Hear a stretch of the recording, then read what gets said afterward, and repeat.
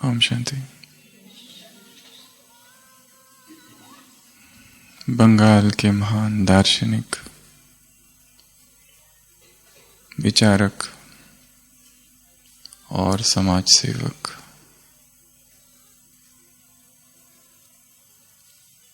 केशव चंद्र सेन बहुत बड़े ज्ञानी, शास्त्रों को जानने वाले थे। और जब उन्होंने कभी सुना कि कलकत्ता के बाहर एक ऐसा अनपढ़ गवार पुजारी है जहां पर जिसके पास बड़े बड़े विद्वान जाने लगे हैं, केशव चंद्र ब्रह्म समाज में थे। साकार ईश्वर का रूप हो सकता है, इसे मानते नहीं थे। उन्हीं की प्रेरणा से दयानंद सरस्वती ने सत्यार्थ प्रकाश लिखा था, जो कि आर्य समाज का मुख्य ग्रंथ है। जब केशव चंद्र ये सुनते हैं कि ऐसा एक व्यक्ति है जिसके पास जरा भी तर्क नहीं है और वो इतना प्रसिद्ध हो रहा है, तो वो उस व्यक्ति से मिलने जाते हैं। और उस व्यक्ति का नाम था श्री रामकृष्ण परमहंस। मिलने कहो या तर्क करने कहो, हराने के लिए, क्योंकि केशव चंद्र बहुत बड़े तार्किक थे, बहुतों को हराया था अपनी तर्क बुद्धि से। विदेश भी जाकर आए थे। क्रिश्चियन धर्म का उन पर बहुत प्रभाव था। खबर भिजवाते हैं रामकृष्ण को कि मैं आ रहा हूं, तैयार रहना। रामकृष्ण के भक्त को बहुत चिंता होती है, अब क्या होगा, सबके सामने हार होगी, क्योंकि केशव चंद्र के साथ तो कोई जीत ही नहीं सकता। और ये क्या जीतेंगे, इनके पास तो तर्क ही नहीं है। तो जब आने का दिन होता है तो रामकृष्ण बहुत बेचैन है, बार बार जाकर देखते हैं कि केशव चंद्र अब तक क्यों नहीं आए, अब तक क्यों नहीं आए। भक्त कहते हैं शांत बैठिए, क्योंकि जो होने वाला है बहुत भयंकर होगा। और केशव चंद्र के बहुत सारे अनुयायी भी आ जाते हैं, दक्षिणेश्वर के बहुत सारे लोग, जो कि अब तक कुछ प्रसिद्धि प्राप्त नहीं है रामकृष्ण को। उनके भी थोड़े बहुत जो भगत थे गांव के, पर सभी के मन में चिंता है, क्या होगा क्या होगा। केशव चंद्र आते हैं, आए बराबर रामकृष्ण गले लगते हैं, आओ आओ, मैं तुम्हारा इंतजार कर रहा था। वो कहता है, इस प्रेम की बातों से मुझे बहलाना मत, मैं यहाँ तर्क करने आया हूं। तुम्हारा शास्त्र जो है, तुम्हारी जो भी फिलॉसफी है, उसका खंडन करने आया हूं। तुम ये सब क्या करते रहते हो, ये सब असत्य है जो तुम्हारे सिद्धांत है। वो दोनों बैठते हैं, तर्क चालू होता है, वाद विवाद चालू होता है। रामकृष्ण कहते हैं, मेरे पास तुम्हारा कोई तर्क ही नहीं है तुम्हें देने के लिए। केशव चंद्र अपनी अपनी बातें करने लगते हैं, ईश्वर है ही नहीं, धर्म के विरोध में बहुत सारी बातें करने लगते हैं। जिसको तुम ईश्वर मानते हो, ये मूर्ति, ये पूजा, ये सब व्यर्थ है। अब रामकृष्ण के लिए इंतजार करते, आपको क्या कहना है इस बारे में। रामकृष्ण खुश होते हैं, खड़े हो जाते हैं और भगवान को धन्यवाद देते हैं, वाह वाह वाह। केशव चंद्र फिर अपने तर्क देते हैं कि तुम जो कुछ कर रहे हो सब गलत है, ऐसा कुछ नहीं होता है, ये तुम्हारे मन की विक्षिप्तता है जो तुमको ये सब दिखाई देता है। ये जो देवी से बात करते हो ये सब भ्रम है तुम्हारा। कि रामकृष्ण फिर खड़े होते, वाह वाह वाह बहुत अच्छा, फिर गले मिलते, क्या तर्क है। वो कहता है कि तुम्हें इन तर्क का खंडन करना है। रामकृष्ण कहते हैं मेरे पास तर्क है ही नहीं, मैं क्या खंडन करूं। फिर ऐसी कुछ तो बातें करते हैं, वाद विवाद चालू है। वो कहता है कि तुम धन्यवाद क्यों दे रहे हो। रामकृष्ण कहते हैं मैं तो उसको धन्यवाद दे रहा हूं कि उसके राज्य में ऐसी प्रतिभा मैंने आज तक नहीं देखी।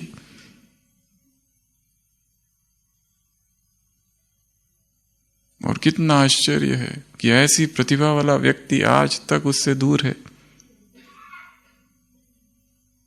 फिर रामकृष्ण खड़े होते हैं, फिर धन्यवाद दे रहे हैं।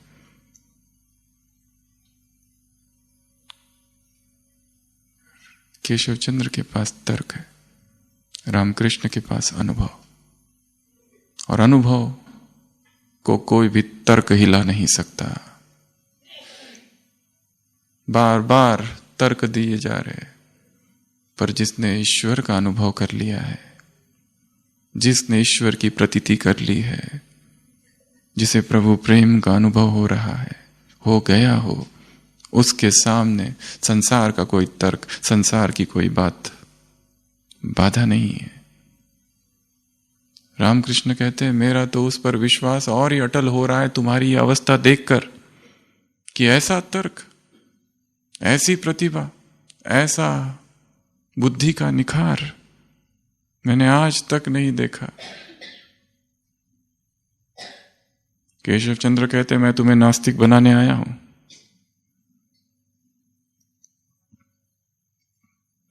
आज तक केशव चंद्र को कोई हरा नहीं सका।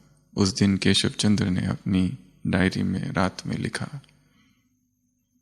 कि आज मेरा सामना ऐसे व्यक्ति से हुआ जो अनपढ़ है, जो गंवार है, जो बेपढ़ा लिखा है, पर पता नहीं उसके व्यक्तित्व में क्या है ऐसा कि कुछ न होते हुए भी आज मैं उसके सामने हार गया। अनुभव सबसे बड़ी सत्ता है, उसके सामने सारे तर्क पराजित हो जाते हैं। चाहे दुनिया कुछ भी कहे, क्या भी कहे, जब अनुभव हो जाता है तब आत्मा किसी दूसरे आयाम में पहुंच जाती है, चेतना के, जहां पर उसे संसार की कोई भी बात प्रभावित नहीं करती, संसार का कोई भी विरोध उसे छूता नहीं।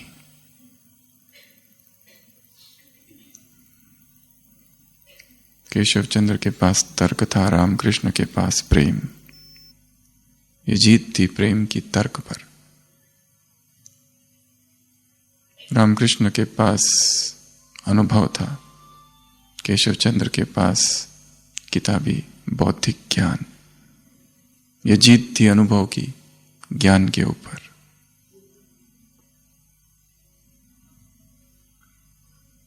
अनुभव। बाबा ने आज क्या कहा, क्या कराओ आत्माओं को अनुभव। क्योंकि संसार में जो प्यार है वो कैसा प्यार है, स्वार्थी प्यार है। उपराम हो गई है दिल संसार की आत्माओं की, प्यासी है वो सच्चे प्रेम के लिए, उन्हें प्रेम चाहिए। केशव चंद्र ने लिखा कि मैं आज ठाकुर के प्रेम के आगे नतमस्तक हो चुका हूं।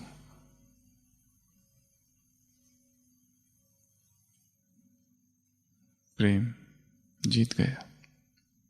और इसी की तो संसार में कमी है, और इसी की तो प्यास है, और इसी की तो भूख है। संसार में सब कुछ है, सबके पास धन संपदा, संबंध, साधन, सुख सुविधाएं, परंतु प्रेम, द मिसिंग डायमेंशन। किसी के हृदय में प्रेम ही नहीं है।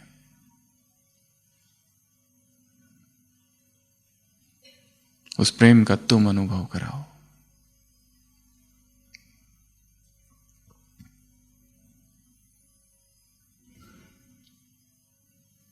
तो बाबा आज क्या बनकर आया है? स्नेह का सागर, सागर कैसा होता है? विराट, विशाल। सागर का रूप कैसा होता है? कभी खुटता नहीं, अखूट है। सागर की लहरें निरंतर आ रही है। अतल गहराइयों में खजाने छिपे हैं, शांत है। कोई भी आ जाए, पापी पुण्यात्मा, सबको शीतलता की और शांति की लहरों का अनुभव होता है। ऐसे तुम मास्टर सागर बनो तो शांति के सागर, प्रेम के सागर, आनंद के सागर, सागर से उसकी तुलना की है। भगवान जब धरती पर आया पहली बार तो उसने सागर को चुना कि मैं इसके जैसा हूं, विराट, बेहद, असीम, अनलिमिटेड, बहुत गहरा। उसका न ओर है न छोर। तो स्नेह के सागर किसको देख रहे हैं? स्नेही बच्चों को देख रहे हैं। 3 विशेषताएं देखी, प्रेम, सहयोग, शक्ति। और तीनों विशेषताओं को संकल्प, बोल और कर्म में दूसरों के सामने कितना प्रत्यक्ष किया है वो देख रहे हैं। जैसे बाप विश्व कल्याणकारी है, तुम विश्व कल्याणकारी हो या सेंटर कल्याणकारी? जैसे बाप विश्व सेवाधारी है, तुम स्टूडेंट्स के या क्लास के सेवाधारी हो या विश्व के? जैसे विश्व का मालिक कहा जाता है, तुम किसी महल के मालिक तो नहीं हो। हद में हो या बेहद में हो, हद का सहयोग है या बेहद का सहयोग है, स्वार्थ का सहयोग है या बेहद का सहयोग है। तो सबसे पहली बात जो विशेषता बाबा ने सुनाई वो है स्नेह। सच्चे सेवाधारियों के लक्षण क्या होते हैं? सच्ची सेवा क्या है? क्या कोर्स कराना सच्ची सेवा है, या सेंटर पर आना बस यहीं तक सब कुछ हो गया, ब्राह्मण बन गए, बाबा के बन गए, प्यार में चल रहे हैं, बढ़ नहीं रहे? सच्चे सेवाधारी की सबसे पहली निशानी वो क्या है? मास्टर, स्नेह का सागर, स्नेह का मास्टर सागर है वो। 3 उदाहरण दिए हैं। सबसे पहला बाबा स्वयं, भगवान ने अपना ही उदाहरण दिया, जैसे मैं सागर हूं, मेरे सामने कोई भी आ जाए, ज्ञानी अज्ञानी, सबको किस बात की अनुभूति होती है? प्रेम की, सागर की लहरों की। वैसे तुम्हारे सामने भी कोई आ जाए, वही अनुभव हो उसको, प्रेम के सागर की लहरें। जैसे वो सागर है, प्रकृति का सागर, वो लौकिक सागर, वो स्थूल सागर, उसके सामने भी कोई भी आ जाए तो उसे किस बात की अनुभूति होती है? शीतलता की और शांति की अनुभूति होती है। वैसा ही तुम शांति का वायुमंडल, वैसे ही तुम प्रेम का वायुमंडल, रूहानी खुशबू प्रेम की तुम फैलाओ। कोई भी आ जाए, खाली हाथ ना जाए, कुछ ना कुछ लेकर जाए, दाता हो।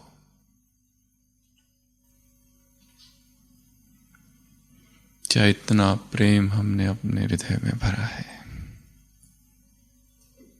कितनी ऊंची ऊंची बातें, चाहे किसी ने कुछ भी किया हो, हर एक के लिए ऐसा अथाह प्रेम। तीसरा उदाहरण, संसार में प्रेम की कमी है, भूखे हैं प्रेम के, क्योंकि स्वार्थ है, प्रेम तो है ही नहीं। या तो स्वार्थ है या तो वासना है,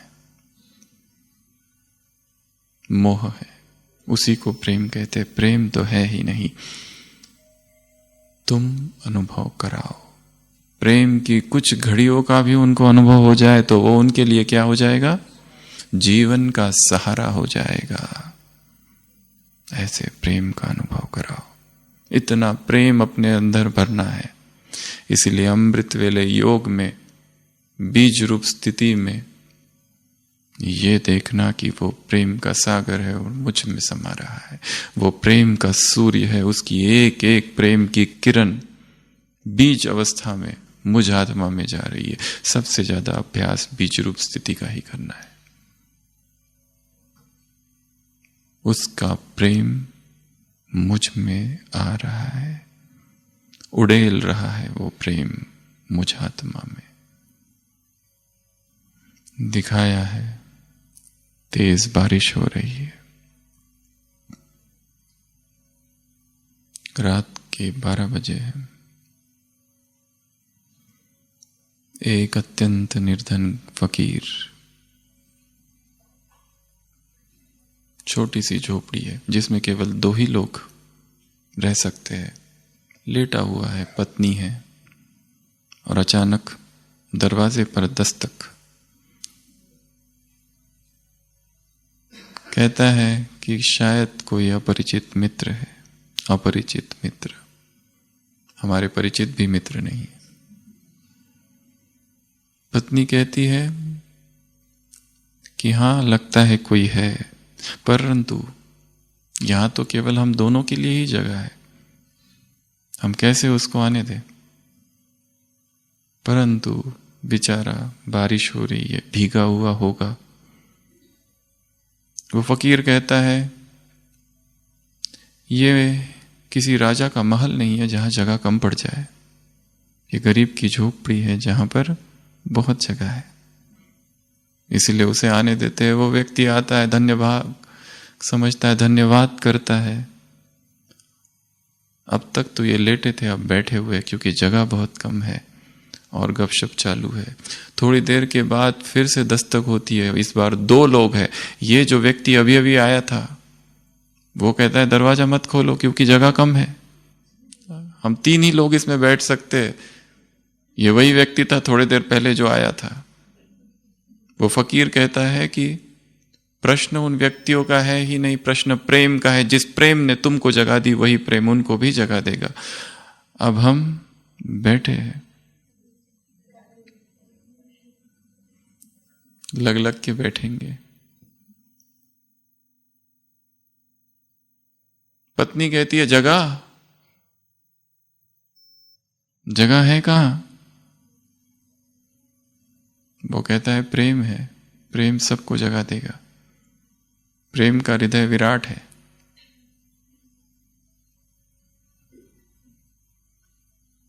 वो 2 लोग अंदर आ जाते हैं। अब तो बिल्कुल भी जगह नहीं है, लग लग के बैठे हुए हैं। थोड़ी देर के बाद फिर से आवाज आती है।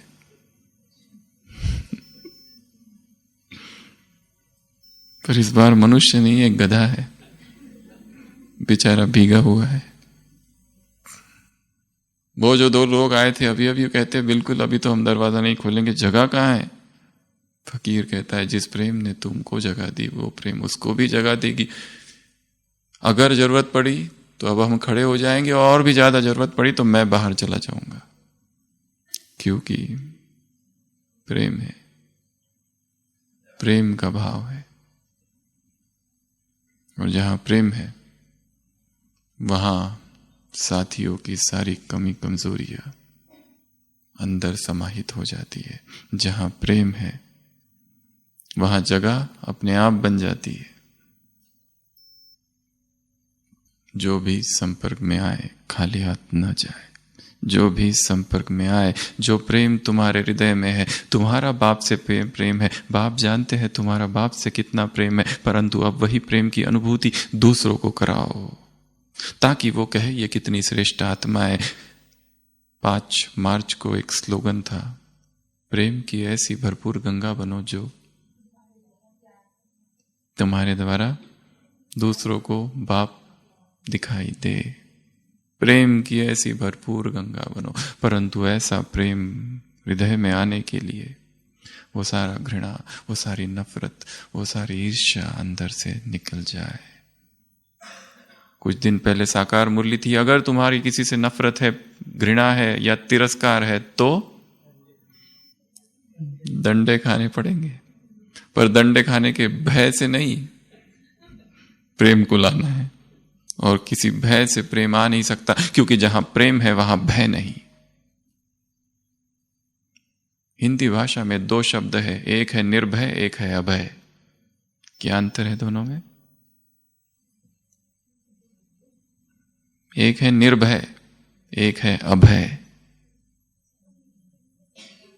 प्रेम भय के विरोध में खड़ा है निर्भय। निर्भय अर्थात प्रेम का विरोधी है, हम किसी से नहीं डरते, हम लड़ेंगे, परंतु वो भय का शीर्षासन है। एक तीसरी अवस्था है चेतना की, अभय। अभय अर्थात भय से मुक्ति। भय से पूर्ण मुक्ति हो गई है, और जब अभय होगा तभी प्रेम होगा। निर्भय में प्रेम अभी दूर है, क्योंकि निर्भय लड़ाई की अवस्था है, भय से लड़ रही है निर्भय की स्थिति।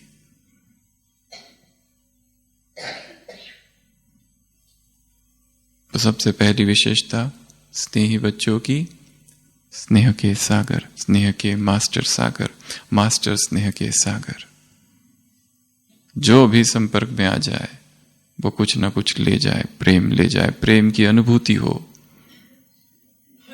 हर एक को पकड़ पकड़ के ज्ञान नहीं सुनाना है। पूछे ये प्रेम आया कहां से, किसने भरा है ये प्रेम, और ढूंढते ढूंढते उस प्रेम के सागर तक आत्मा स्वतः ही पहुंच जाएगी, हमें पहुंचाने की जरूरत नहीं पड़ेगी। प्रेम के प्रकंपन ही उस आत्मा को प्रेम के सागर तक पहुंचाएगी।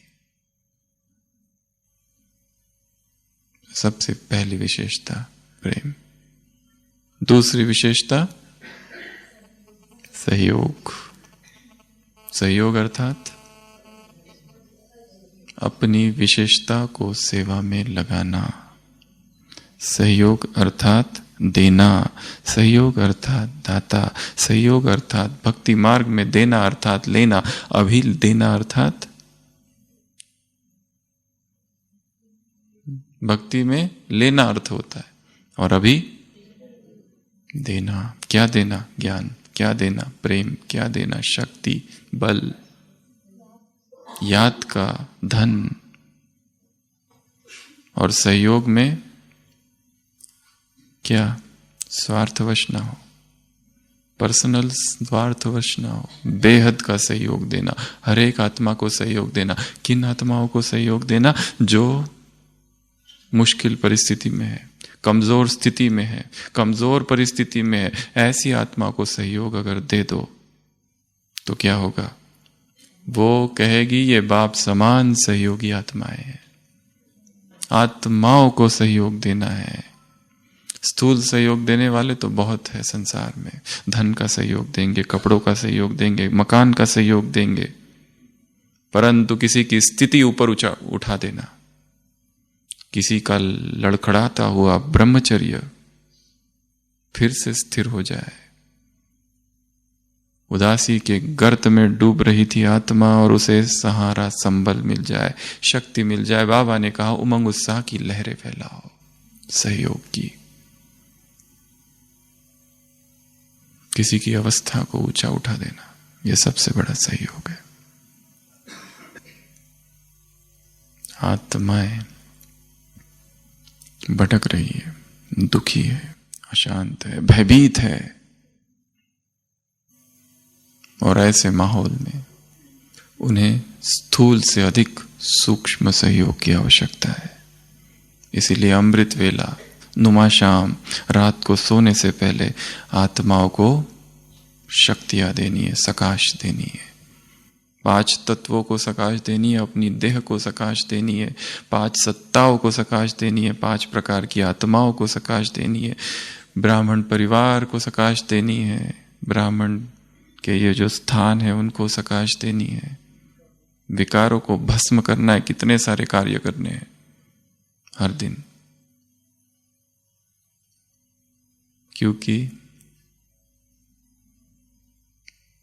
ऐसी ऐसी बीमारियां आएगी जिसका कोई तोड़ ना होगा, वुहान वीरान बन जाएगा।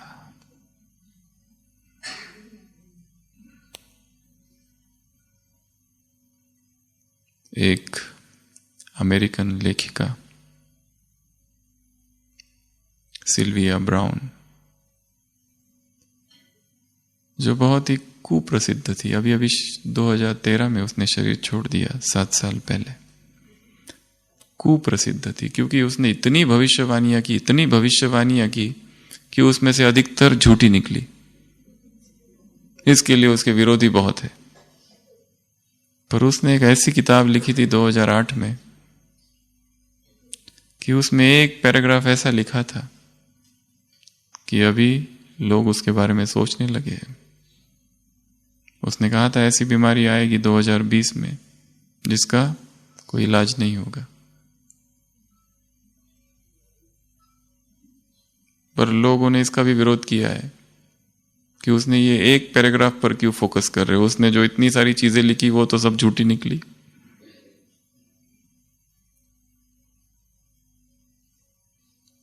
और उसने कहा था कि ये बीमारी आएगी और अचानक गुप्त गायब हो जाएगी और फिर 10 साल बाद फिर आएगी और फिर हमेशा के लिए गायब हो जाएगी। तो भविष्यवाणियां करने वाले बहुत है, परंतु बाबा ने तो पहले ही कह दिया है ये सब कुछ होगा।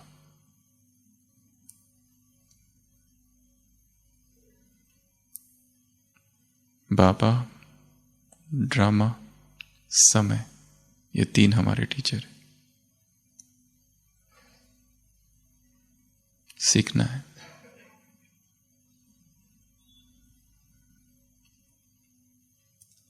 हर समय जैसे हम आईसीयू में हैं, 1-1 घंटे की मॉनिटरिंग चालू है।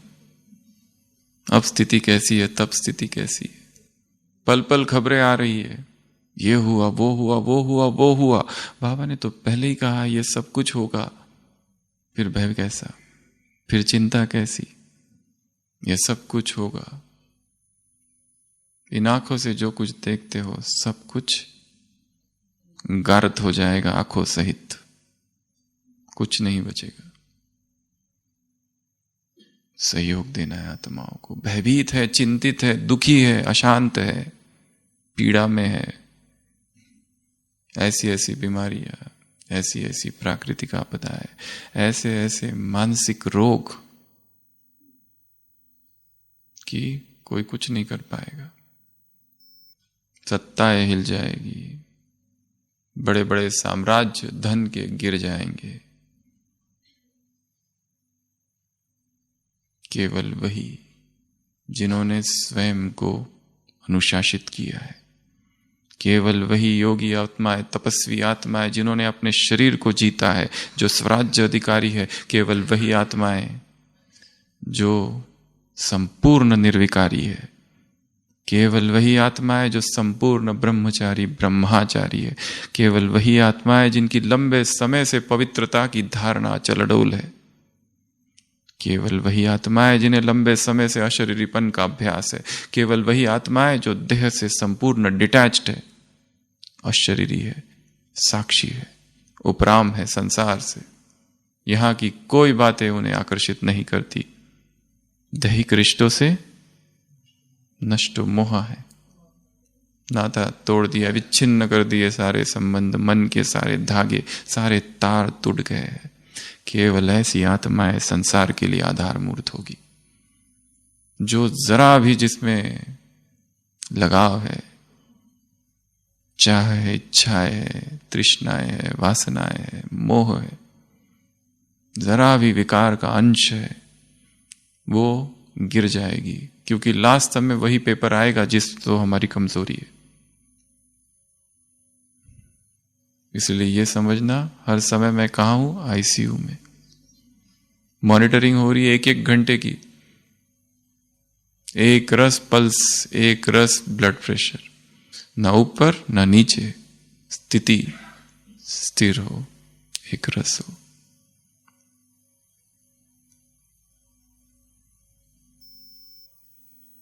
संसार के साधन देखते हुए भी अंदर धधकता वैराग हो, सारी सेवाएं करते हुए भी अंदर एक अद्भुत सी डिटैचमेंट हो। कुछ भी नहीं चाहिए यहां का, वीतराग।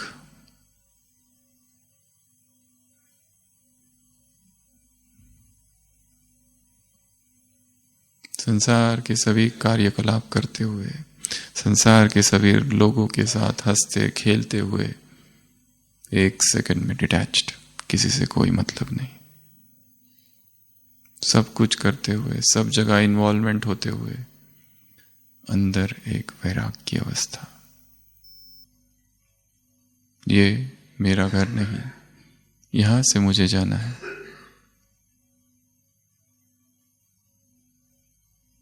सहयोग देना है।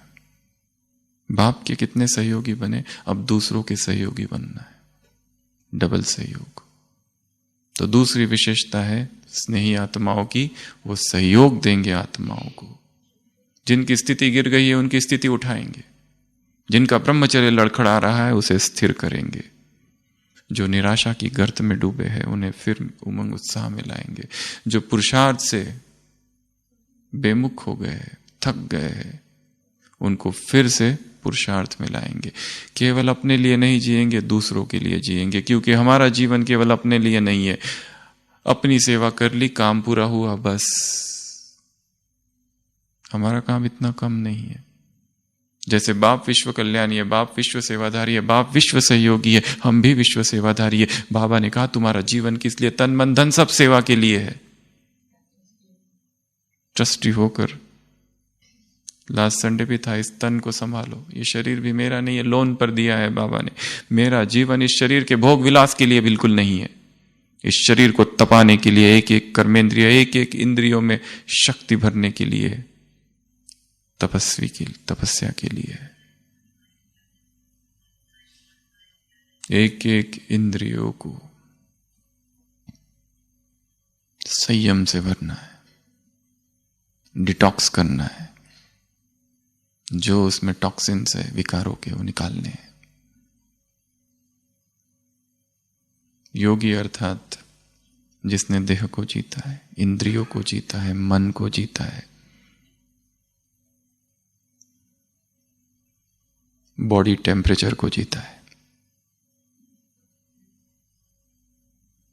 योगी अपने शरीर का टेम्परेचर अपनी इच्छा से कंट्रोल करता है। बाहर क्या हो रहा है उसको मतलब नहीं है, माइनस हो प्लस हो कोई लेना देना नहीं, वो खुद डिसाइड करता है शरीर का टेम्परेचर क्या होगा।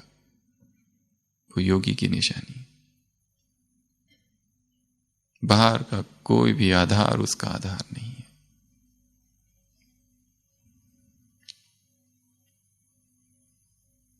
ज्ञान का कोई संबंध किसी भी बाहर की वस्तु से नहीं है। ज्ञान आंतरिक अनुभूति है, ज्ञान आंतरिक परिवर्तन है। योग का संबंध किसी गीत से नहीं, किसी संगीत से नहीं, किसी ट्रांसलाइट से नहीं, किसी सॉफ्ट म्यूजिक से नहीं, किसी स्थान से नहीं। योग का कोई संबंध संसार की किसी वस्तु से नहीं है। योग अंतस की गहराई में उठने वाला प्रभु प्रेम है।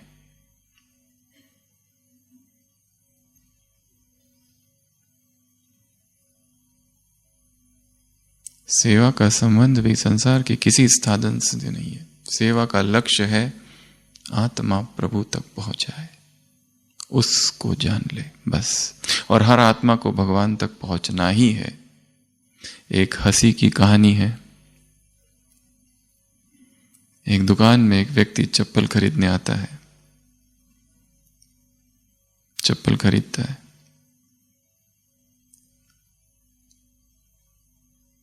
और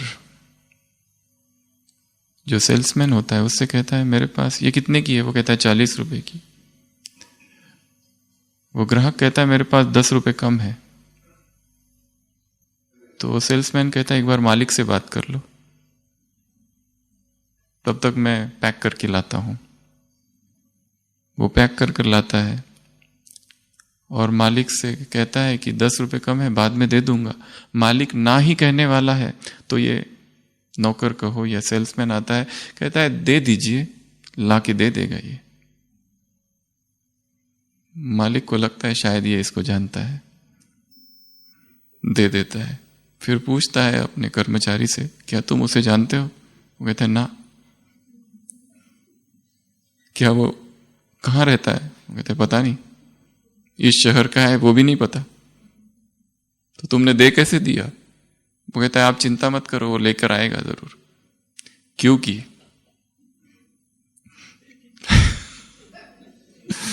क्योंकि मैंने दोनों जूते एक ही पैर वाले दे दिए, उसे आना ही होगा। उसी तरह भगवान ने जब हमें धरती पर भेजा तो एक ही पैर के दो जूते डाल के भेजे, ताकि हर आत्मा को उस तक पहुंचना ही पड़ेगा, क्योंकि हर आत्मा उसके बिना अपूर्ण है।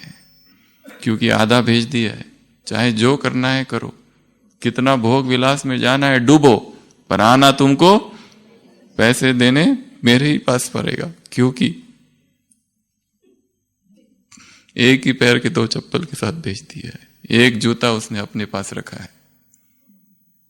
और आत्मा की प्यास तब तक नहीं बुझती जब तक परमात्मा से मिलन नहीं हो जाता। जो करना है कर लो, कितने देहधारियों से प्यार करना है कर लो, आत्मा अपूर्ण ही रहेगी। आत्मा की पूर्तता प्रभु में है। दूसरा सहयोग। तीसरा शक्ति। तुम क्या बन जाओ? लाइट हाउस माइट हाउस बन जाओ। लाइट हाउस माइट हाउस बन के आत्माओं को शक्ति दो। 8 शक्तियां है, एक एक शक्ति का अनुभव दूसरों को कराओ। सहनशीलता केवल अपने लिए सीमित ना हो, हमें देखकर दूसरी आत्माओं को लगे कि इन जैसी सहनशीलता हम में आनी चाहिए। कितना अपमान हुआ परंतु इसने कुछ नहीं कहा। कहां से लाई है सहनशीलता? पूछे, शक्ति का अनुभव कराओ। संसार की आत्माओं को जबरदस्त महावाक्य है बाबा के, निर्बलता के अंधकार से शक्ति की रोशनी दो। निर्बलता के अंधकार से क्या दो? उनको शक्ति की रोशनी दो, उन्हें बल दो, साहस दो, हिम्मत दो, हिम्मत की टांग दो, उमंग उत्साह के पंख दो। उड़ ही नहीं पाती, परवश है आत्मा, पता ही नहीं उसे क्या कर रही है। यहां तक कि ज्ञानी आत्माएं भी जब परवश हो जाती है तब वो महारथी नहीं है। ज्ञानी आत्माएं भी, ब्राह्मण आत्माएं भी जब परवश हो जाती है, अधीन हो जाती है, तब शरीर ही शक्तिशाली है, मन कमजोर। Victory of matter over spirit हो जाता है। होना उल्टा चाहिए, पर मैटर जीत जाता है, पुरुष हार जाता है, प्रकृति जीत जाती है। जब आत्मा परवश होती है तब कुछ समझ नहीं आता है ये हो क्या रहा है। ग्रहचारी बैठ जाती है, कुछ समझ नहीं आता है क्या हो रहा है। सुबह सुबह माया एक काम करती है, सुबह सुबह बाबा एक काम करता है, आकर मुरली सुनाता है। सुबह सुबह माया भी एक काम करती है, उल्टी मुरली सुनाती है और बेहोश कर देती है, परवश कर देती है, अधीन कर देती है, कमजोर कर देती है। इसलिए हम आत्माएं कौन है? Light house might house. Light house का प्रकाश केवल अपने लिए नहीं है, दूसरों के लिए। हम माइट हाउस है, शक्ति का घर है, शक्ति का पहाड़ है। हमें दूसरों को शक्ति देनी है। कौन सी शक्ति देनी है? शारीरिक शक्ति, बौद्धिक शक्ति, आत्मिक बल देना है। जितनी हमारी आंतरिक स्थिति श्रेष्ठ होगी उतना ही हम दूसरों को शक्तिशाली बना सकते। जितनी अंदर से एक रस स्थिति है उतना ही दूसरों को शक्तिशाली बना सकते। तो ये 3 बातें थी आज की मुरली में। सबसे पहला प्रेम, दूसरा सहयोग, सहयोग और सहजयोगी दोनों शब्द बोल दिए एक जगह। तीसरा शक्ति, और चौथी एक बात मुरली में थी कि अपने में नहीं फंसाना है किसी को। कनेक्शन किसके साथ जोड़ना है? बाप के साथ। विदेश में एक कहानी है, द होली शैडो। एक व्यक्ति है, इतना उसके हृदय में प्रेम भरा हुआ है, इतना निर्विकार चेतना है कि सब उससे बहुत प्यार करते हैं और वो भी बहुत सबसे प्यार करता है, सबकी मदद करता है। और एक बार आसमान से फरिश्ते आ जाते हैं, कहते हैं कि हम तुम्हें कुछ देना चाहते हैं। वो कहता है मेरे पास सब कुछ है, मुझे कुछ नहीं चाहिए। वो कहते हैं नहीं, हम तुम्हें कुछ तो देंगे, तुमको लेना ही पड़ेगा। वो फरिश्ते कहते हैं क्या हम तुम्हें ऐसी शक्ति दे दे कि तुम्हारे हाथ में ऐसी उपचारक शक्ति आ जाए कि किसी भी मरीज को हाथ लगा दो तो वो ठीक हो जाए। वो कहता है नहीं, ये काम तो फरिश्तों का है, मेरा नहीं। फिर वो फरिश्ते कहते क्या हम तुमको ऐसी शक्ति दे दे कि कोई जीवन से हार गया है, अपराध भाव में है और तुम्हारे संपर्क में आते ही जीवन परिवर्तन हो जाए। वो कहता है नहीं, इससे तो वो मुझे ही अपना गुरु मान लेगा, ये कार्य तो ईश्वर पुत्रों का है। वो फरिश्ते कहते हैं कि हम तुम्हें ऐसी शक्ति दे दे कि तुम जहां से जाओ वहां पर जो खेत है वहां हरियाली आ जाए, जो झरने हैं जो सूखे हुए तुम जाओ और झरनों में पानी आ जाए। वो कहता है नहीं, ये काम तो प्रभु का है, मेरा नहीं है। तो क्या दे हम तुमको? वो कहता है मुझे कुछ नहीं चाहिए। फरिश्ते वापस जाते हैं, भगवान उनके कान में कुछ कहते हैं और वो वापस आते कहते हैं हाँ हम तुमको एक चीज देते हैं, एक ऐसा वरदान देंगे।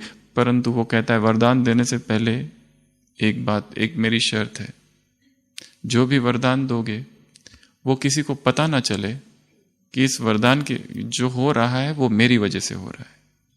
तो फरिश्ते कहते हैं ठीक है, आज के बाद तुम जहां से चलोगे तुम्हारी परछाई जहां गिरेगी वहां पर चमत्कार होते जाएंगे, पर किसी को यह नहीं पता चलेगा कि वो तुम्हारी परछाई है। तुम सड़क से जाओगे, वहां पर खेत है, वो उसमें हरियाली आ जाएगी। कोई बीमार है, तुम्हारी परछाई उस पर पड़ेगी, वो ठीक हो जाएगा। पर वो कहता है हाँ, पर किसी को पता ना चलना पाए कि वो मेरी वजह से हो रहा है। और लोगों ने धीरे धीरे इस व्यक्ति को तो भूल ही गए, उसके नाम को भी भूल गए और बस एक ही याद रहा, द होली शैडो, भगवान की छाया।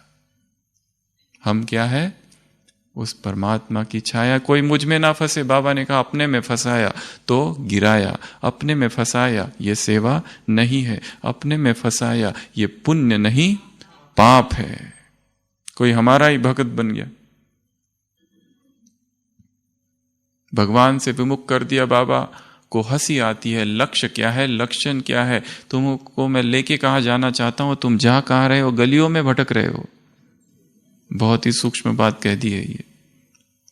किसी को तुमने अगर भटकाया तो इसको पाप नहीं, इसको पुण्य नहीं, पाप कहा जाएगा। उसका संदेश ऐसा देना है कि परंतु फिर भी ये संसार भगतों का संसार है, भगत तो पीछा करेंगे जरूर, पर हम निमित्त ना बने उनकी भक्ति बढ़ाने के। क्योंकि यहां पर हर एक को कोई तो साकार चाहिए जिसकी बैठ के पूजा करे।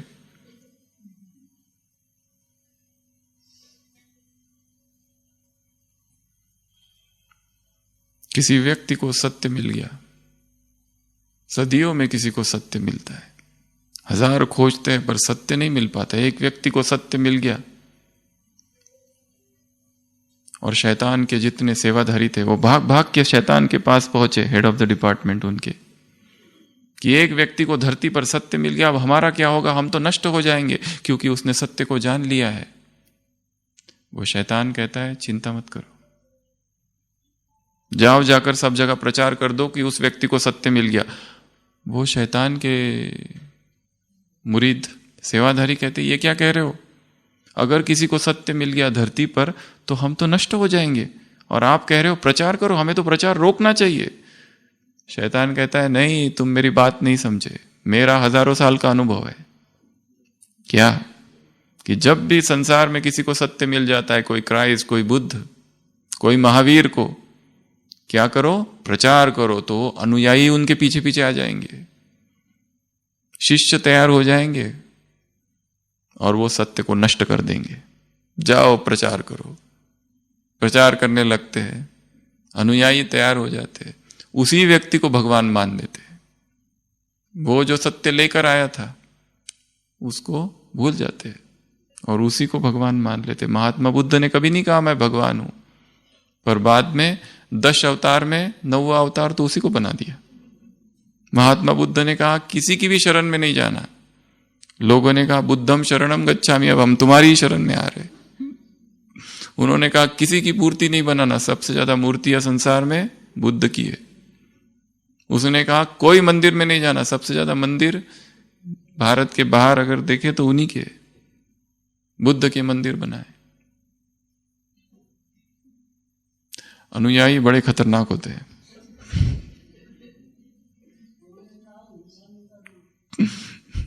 हिंसा नहीं करना कहा, और सबसे ज्यादा हिंसा कहां होती है? बाद में जब तंत्र में मिक्स हुआ बुद्धिज्म, सब कुछ उल्टा हुआ। जीसस क्राइस्ट आया, किसका संदेश दिया उसने? सबसे ज्यादा प्रेम का संदेश दिया। किन लोगों को दिया? उन सारे यहूदी लोगों को प्रेम का संदेश दिया। कोई बीमार था उसको ठीक किया, कोई चल नहीं सकता था उसको चलाया, जो अंधा था उसको आंख की बिनाई दी, क्या कुछ नहीं किया। और उन्हीं लोगों ने मिलकर उसको सूली पर चढ़ा दिया। जिनको उसने प्रेम का संदेश दिया उन लोगों में इतनी क्रूरता, इतनी बर्बरता थी कि उसको सूली पर चढ़ा दिया सीधा। ऐसा ही होता है।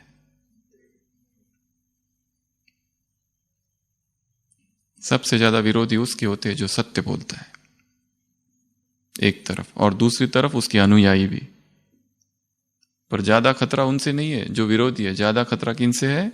जो शिष्य होते हैं, जो अनुयायी होते हैं, क्योंकि वो उसको भगवान बना देते हैं। इसलिए आज की मुरली में बाबा ने कहा किसी को अपने में नहीं फंसाना, ये गलियों में भटकाना है, ये पुण्य नहीं, ये पाप है। बाप से बेमुख कर दिया है, ये सेवा है ही नहीं। कनेक्शन किससे जोड़ा है? जैसे वो द्वापर से धर्मगुरु आते हैं या तो डिवाइन फादर आते हैं, क्या करते हैं? ऊपर से नीचे लाते, नीचे से ऊपर नहीं ले जाते। वो काम तुमको नहीं करना है। ये बहुत सूक्ष्म बात जो पापा ने यहां कही। कोई भी हम में आसक्त ना हो। यदि कोई हो रहा है तो क्या करना चाहिए? किनारा कर दो। सारी दुनिया हमारे पीछे और हम उसके पीछे, कोई मतलब नहीं किसी से।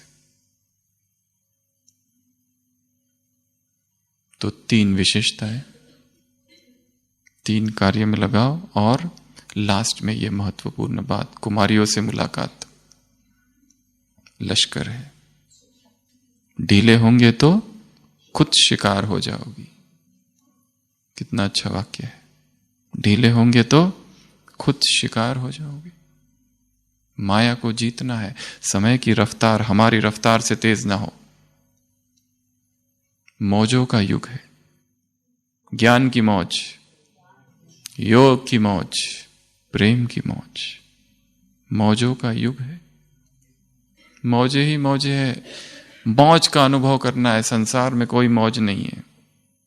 उस विवाहित जीवन में कोई मौज नहीं है। वो तो नरक है, नरक, जीता जागता नरक। कुमारी अर्थात निर्बंधन, उसे कोई बंधन नहीं, जितनी सेवा करनी चाहिए कर सकती है। कुमारी अर्थात बाप की हूं, बाप के लिए हूं। कितना अच्छा वाक्य है। रोज अमृत वेले उठते ही बाबा के सामने ये वाक्य कहना है, तुम्हारा हूं, तुम्हारे लिए हूं। केवल तुम्हारे लिए हूं, किसी देहधारी के लिए नहीं हूं। तुम्हारा हूं, तुम्हारे लिए हूं। बाप दादा की नजर है कुमारियों पर। कुमारी अपने आप को जो बनाना चाहती है वो बना सकती है। कुमारी अर्थात पूज्य। कुमारी अर्थात पूज्य। चेकिंग करो अपनी। क्या चेकिंग करो? कि हर कर्म पूज्य प्रमाण हो रहा है, नहीं हो रहा है तो परिवर्तन करो। कुमारी अर्थात जो 100 ब्राह्मणों की सेवा करे, अथक। कुमारी अर्थात निमित्त, और निमित्त जब होगा तो 2 बातें होगी, खुशी और शक्ति का अनुभव होगा। एक एक लाइन जो कुमारियों से मुलाकात की है उसकी घंटों तक चिंतन करने जैसी है। एक एक लाइन पर घंटों घंटों चिंतन एकांत में बैठकर किया जा सकता है। पूज्य, पूज्य नहीं तो परिवर्तन करो, चेकिंग करो। हर कर्म पूज्य जैसा हो। कुमारी अर्थात भाग्य। भाग्य अर्थात मेरे जैसा कोई नहीं, कोटों में कोई। कुमारी अर्थात मौज में है जो। क्या वास्तव में मौज में है या दुख चल रहा है अंदर? या लगता है हम निर्बंधन है इसलिए मौज में है।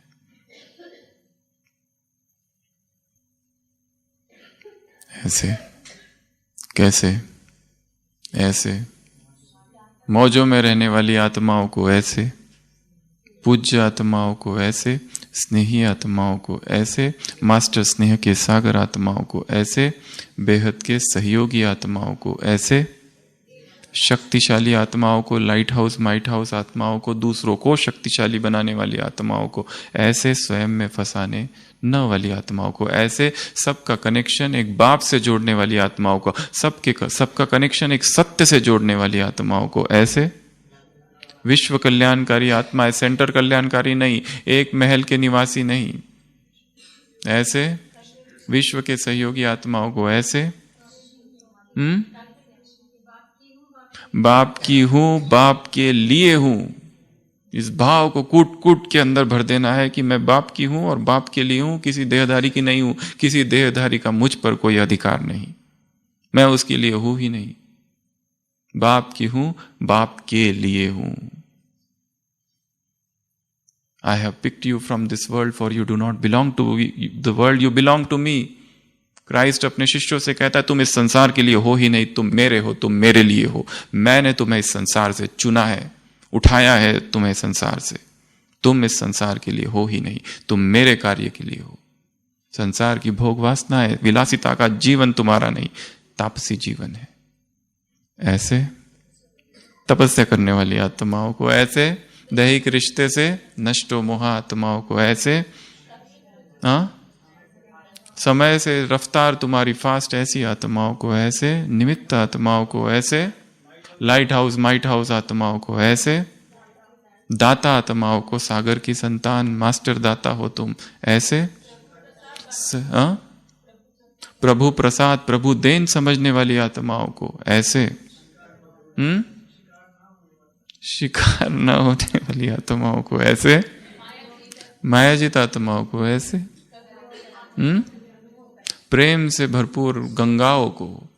एक साकार मुरली है जिसमें बाबा ने कहा है, अव्यक्त वाणी, आज प्रेम का सागर प्रेम की गंगाओं में नहाने आया है। आज प्रेम का सागर बाप प्रेम की गंगाओं में नहाने आया है।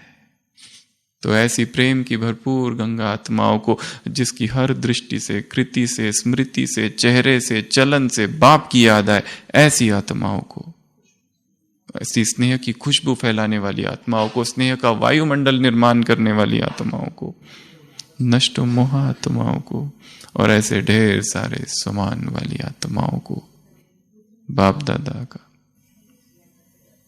याद प्यार, गुड नाइट और नमस्ते। हम रूहानी बच्चों की, रूहानी बाप दादा को याद प्यार, गुड नाइट और नमस्ते।